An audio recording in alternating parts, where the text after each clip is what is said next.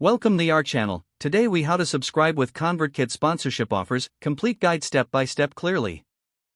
To get started with ConvertKit sponsorship offers, visit the ConvertKit website.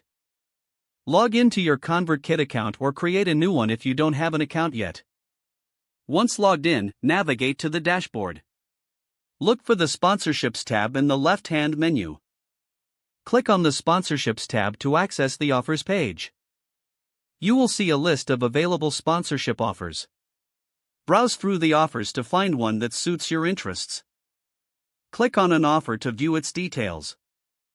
Review the requirements and benefits of the sponsorship offer carefully. Take note of any specific target audience or content guidelines provided. If you are interested in the offer, click on the Apply button. Fill out the application form with your details. Make sure to include relevant information about your audience and content. After completing the application, submit it for review. You will receive a confirmation notification that your application is submitted. Wait for a response from the sponsor regarding your application status. If your application is approved, you will receive further instructions. Follow the guidelines provided to create content for the sponsorship. Once your content is ready, submit it to the sponsor for approval. After receiving approval, publish your content according to the agreed schedule. Keep track of the performance of your sponsored content.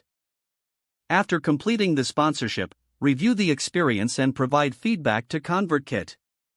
This will help improve the process for future offers. If the page does not load, refresh the browser or try again in a private or incognito window.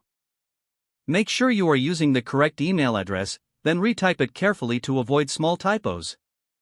If your password is not accepted, use the reset option and create a new strong password you can remember.